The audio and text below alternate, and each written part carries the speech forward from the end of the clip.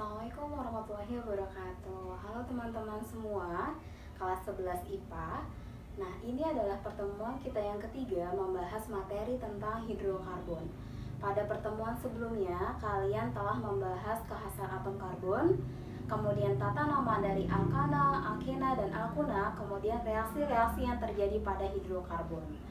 Nah, kira-kira pada pertemuan kali ini kita akan membahas materi apa? Oke, yang pertama yang akan kita bahas itu adalah tentang isomer. Yang kedua itu adalah tentang minyak bumi. Nah, yang pertama kali kita bahas adalah isomer. Isomer adalah molekul-molekul yang memiliki rumus kimia yang sama, tapi susunan atomnya berbeda. Nah, isomer terbagi menjadi dua, yaitu isomer struktur dan isomer geometri. Untuk isomer struktur, itu terdapat isomer rangka dan isomer posisi, sedangkan isomer geometri itu adalah isomer dalam bentuk cis dan isomer dalam bentuk trans. Isomer yang pertama adalah isomer rangka. Isomer rangka adalah molekul-molekul yang memiliki rumus kimia yang sama, tapi kerangkanya berbeda. Nah, contohnya adalah C5H12. Kalau kita lihat dari rumus kimianya, C5H12 itu adalah hidrokarbon jenis alkana yang memiliki rumus CnH2n plus 2. Nah, sekarang kita akan mengecek berapa isomer kerangka dari C5H12. Saat mengecek isomer kerangka, nah hal yang paling pertama kalian lakukan itu adalah membuat rantai lurus. Nah, jadi kalian menggambar rantai lurus C5 dan H12. Yaitu di sini adalah pentana. Nah, setelah rantai lurus kita gambar, langkah selanjutnya adalah memindahkan satu karbon yang di ujung menjadi suatu cabang. Jadi, struktur yang kedua bisa kita namakan sebagai 2-metil-butana. Pada prinsipnya, isomer rangka itu adalah memindahkan atom-atom karbon menjadi kerangka yang lain, tapi tetap memiliki rumus kimia yang sama. Nah, kemungkinan isomer rangka yang ketiga sama dengan isomer rangka yang kedua, kalian harus memindahkan karbon yang paling ujung jadi terbentuk cabang lagi sehingga menghasilkan struktur dengan nama 2,2 dimetil propana. Oke, nah kira-kira kemungkinan masih ada lagi atau tidak rangkanya. Kalau misalkan kalian memindahkan lagi karbon yang paling ujung, nanti malah akan terbentuk 2-metil butana.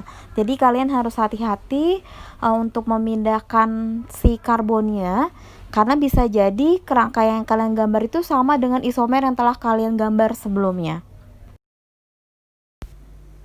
Selanjutnya adalah isomer posisi. Isomer posisi adalah senyawa-senyawa yang memiliki rumus molekul yang sama, tetapi posisi gugus fungsinya berbeda. Karena kita sedang membahas hidrokarbon, maka gugus fungsi di sini yang dimaksudkan adalah ikatan rangkap 2 milik alkena atau ikatan rangkap 3 milik alkuna. Contoh dari isomer posisi adalah C5H10 atau pentena. Dari mana kita tahu bahwa itu adalah pentena? Karena dari rumus deret homolog yaitu CnH2n. Nah, sebagai contoh yang pertama adalah kita taruh ikatan rangkapnya di posisi nomor 1 yaitu 1 pentena. Nah, bagaimana mendapatkan isomer posisi yang lain dengan cara menggeser ikatan rangkapnya ke tangan yang sampingnya menjadi 2 pentena. Oke, lalu kalau misalkan kita geser lagi apakah membentuk isomer posisi yang lain? Ternyata setelah kita bentuk lagi sama saja dengan isomer yang kedua yaitu 2 pentena kalau kita hitung karbon dari sebelah kanan. Nah, sekarang kita menentukan isomer dari pentena.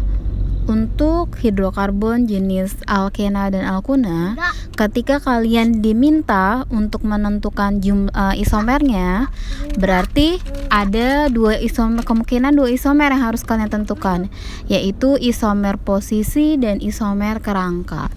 Nah, sekarang di sini ada struktur-struktur dari pentena. pada struktur nomor 1 dan nomor 2 ini adalah rantai lurus.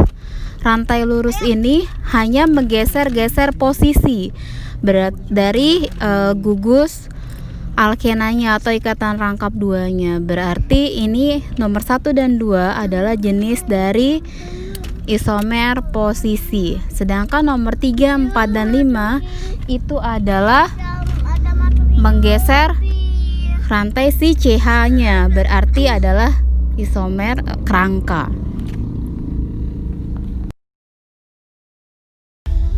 Isomer yang selanjutnya kita bahas adalah isomer geometri.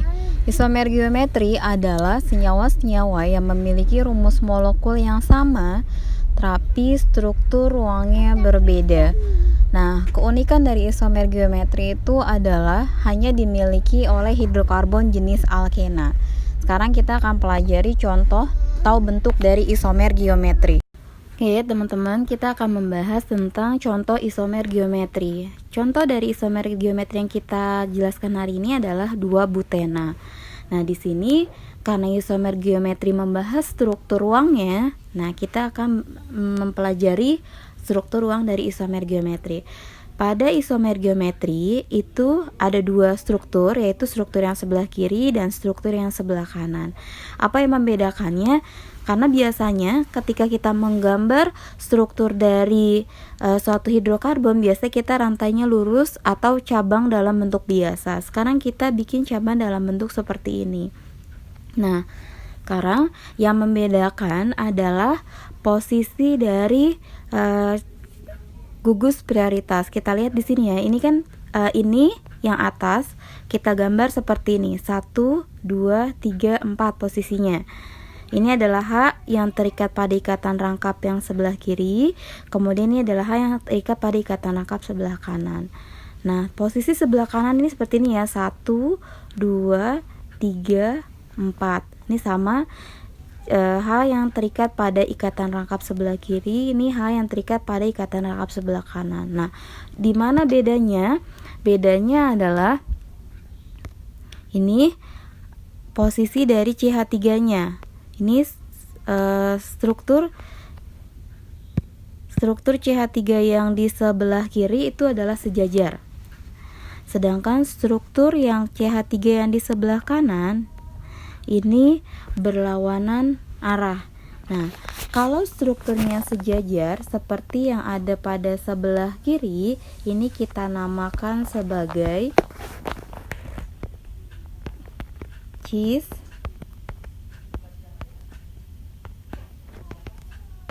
dua butena. Ya, ini adalah cis 2-butena.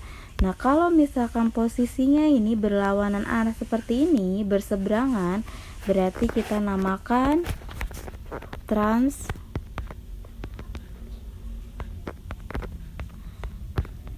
2-butena.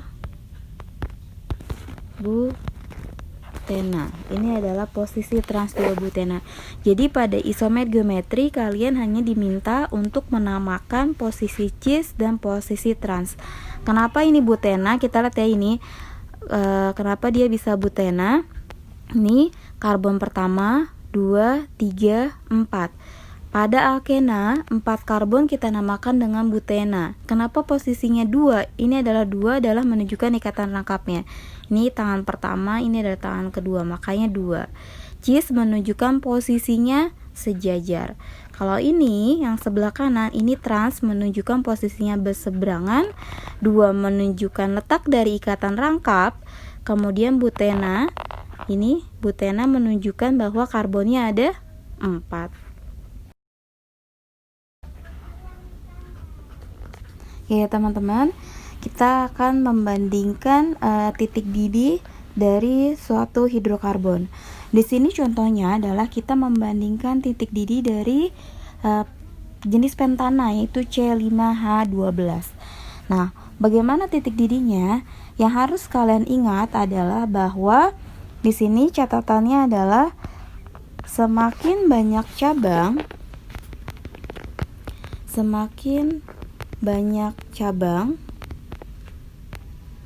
maka akan semakin rendah titik didihnya. Ya.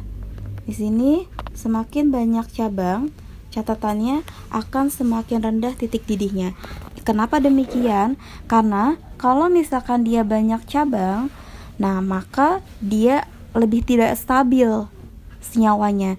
Kalau tidak stabil berarti dia gampang putus ikatannya, sehingga dia tidak perlu membutuhkan energi yang lebih banyak untuk memutuskan ikatan. Makanya kenapa titik didihnya lebih rendah. Nah, di sini kita punya senyawa pentana, yaitu yang pertama pentana rantai lurus atau normal pentana, kemudian 2-metil butana, kemudian 2,2 dimetil propana. Nah, dari ketiga senyawa ini, mana yang cabangnya paling banyak? Yang cabangnya paling banyak itu adalah di 2,2 dimetil propana. Kemudian 2-metil butana, kemudian yang tidak ada cabangnya. Berarti kalau ditanya titik didihnya dari yang terendah ke yang lebih tinggi, maka urutannya itu adalah dari nomor 3 yang 2,2 dimetil propana, kemudian nomor 2, kemudian nomor 1. Ini adalah urutan kenaikan titik didih dari senyawa C5H12. Nah, teman-teman, materi selanjutnya yang akan kita bahas itu adalah minyak bumi. Nah, kira-kira kenapa sih kita mesti harus belajar tentang minyak bumi? Atau apa kalian tahu fungsi dari minyak bumi dalam kehidupan kalian sehari-hari itu seperti apa? Nah, kalian kalau berangkat sekolah suka menggunakan kendaraan bermotor kan? Salah satu aplikasi dari turunan minyak bumi itu adalah bahan bakar kendaraan. Atau kalau dalam rumah tangga itu adalah gas LPG. Nah, kenapa kita perlu membahas minyak bumi? Karena ini adalah salah satu hidrokarbon yang sangat dekat dengan kehidupan kita. Nah, bagaimana proses pengolahan minyak bumi atau minyak mentah sampai dia bisa kita nikmati manfaatnya? Oke, silakan saksikan video berikut ini. Minyak yang baru ditambang merupakan minyak mentah yang memiliki campuran sangat kompleks. Minyak ini perlu diolah terlebih dahulu melalui distillation atau penyulingan bertingkat.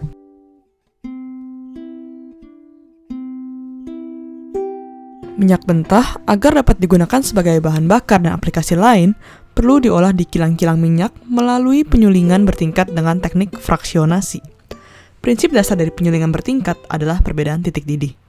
Hidrokarbon dengan titik didih terendah akan terpisah terlebih dahulu, disusul dengan hidrokarbon dengan titik didih yang lebih tinggi. Jadi intinya, hidrokarbon ini terpisah secara bertahap dari campuran minyak mentah. Fraksi yang pertama kali keluar dari penyulingan adalah hidrokarbon dengan massa senyawa terendah, kurang dari 70 satuan massa atom. Fraksi ini dimasukkan ke dalam tabung bertekanan tinggi sehingga berbentuk cair. Fraksi ini dikenal dengan LPG, liquid petroleum gas. Fraksi yang berikutnya adalah hidrokarbon dengan jumlah atom karbon 5-10 pada suhu 40-200 derajat Celcius. Fraksi ini dipakai sebagai bensin untuk kendaraan bermotor. Berikutnya adalah kerosin untuk bahan bakar pesawat dan kompor. Selanjutnya adalah untuk bahan bakar diesel. Kemudian pelumas dan lilin alam. Sisa dari penyulingan adalah aspal berwarna hitam pekat.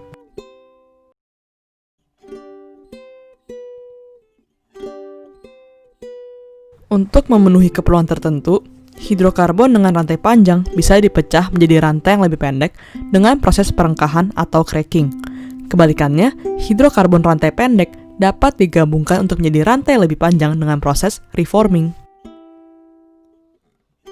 Untuk meningkatkan fraksi bensin, hidrokarbon dengan rantai panjang seperti kerosin C12H26 bisa direngkahkan menjadi fragmen yang lebih pendek, heksana dan heksena, dengan proses perengkahan termal. Proses ini dilakukan pada suhu 500 derajat Celcius dan tekanan 25 atm. Keberadaan heksena dapat meningkatkan bilangan oktan sampai sebesar 10 satuan. Akan tetapi, produk dari perengkahan ini kurang stabil. Karena ini, teknik perengkahan termal ini sekarang diganti dengan perengkahan katalitik yang menggunakan katalis pada suhu dan tekanan tinggi. Pada perengkahan katalitik, alkana dengan rantai panjang direaksikan dengan campuran silikon SiO2 dan alumina Al2O3 ditambah gas hidrogen dan katalis tertentu. Kebalikan dari perengkahan adalah reforming, di mana hidrokarbon yang kecil digabungkan untuk menjadi hidrokarbon yang lebih besar. Hal ini dilakukan untuk meningkatkan produk bensin. Misalnya, butana dan propana bisa direaksikan untuk menghasilkan heptana.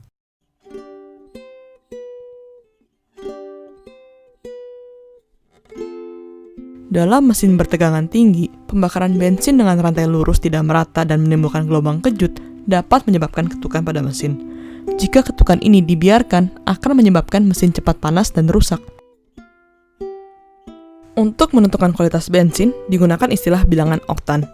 Bilangan oktan didefinisikan sebagai bilangan perbandingan antara nilai ketukan bensin terhadap nilai ketukan dari campuran hidrokarbon standar.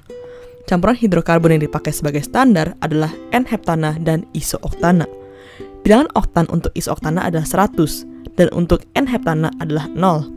Jadi, jika ada campuran 85% iso-oktana dan 50% N-heptana, maka nilai oktannya adalah 85. Untuk mengukur bilangan oktan dapat digunakan metode berikut. Yang pertama, RON, Research Octane Number, merupakan metode yang paling sering dipakai di seluruh dunia untuk mengukur bilangan oktan. RON ditentukan dengan menggunakan mesin pada speed 600 rpm dengan compression ratio pada kondisi yang terkontrol dan hasilnya dibandingkan dengan hidrokarbon standar. Yang kedua, MON, Motor Octane Number, merupakan metode lain setelah RON. Pada metode ini, bilangan oktan ditentukan pada mesin dengan speed 900 rpm dengan campuran bensin yang sudah dipanaskan dan variabel waktu pembakaran bensin. Bergantung dengan komposisi bensin itu sendiri, nilai MON biasanya lebih rendah 8-12 bilangan oktan. Yang ketiga ada Anti-Knock Index atau AKI. Metode ini merupakan metode gabungan dari RON dan MON. Pada metode ini, bilangan oktan itu sama dengan angka RON dan MON dibagi 2. Kebanyakan pom bensin, seperti di Indonesia dan Eropa, menggunakan angka dari hasil RON. Negara yang memakai angka dari Anti-Knock Index adalah Amerika dan Kanada. Untuk menaikkan bilangan oktan, bisa ditambahkan zat aditif tertentu. Contohnya adalah tetraethylat atau TEL dengan rumus senyawa PbC2H5 4 kali. Penambahan 6 ml TEL ke dalam 1 galon bensin bisa menaikkan bilangan oktan 15-20 satuan. Penggunaan TEL ini sekarang sudah dilarang karena merupakan senyawa beracun. Metode lain untuk meningkatkan bilangan oktan adalah thermal reforming. Pada teknik ini, alkana rantai lurus akan berubah menjadi alkana bercabang dan sikloalkana.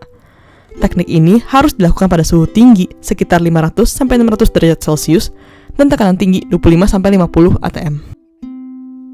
Nah, teman-teman, alhamdulillah sekarang materi seluruh bab 1 telah kita pelajari sampai dengan minyak bumi. Nah, apabila kalian ada yang ingin ditanyakan atau kurang dipahami, silahkan kalian tinggalkan komentar pada Google Classroom kalian masing-masing. Dan jangan lupa, setelah menonton video ini, silahkan komen sebagai bukti bahwa kalian telah mengikuti materi pembelajaran. Dan setelah ini, silahkan kerjakan tugas pada Google Form yang telah ada di Google Classroom kalian masing-masing. Ibu ucapkan terima kasih. Wassalamualaikum warahmatullahi wabarakatuh.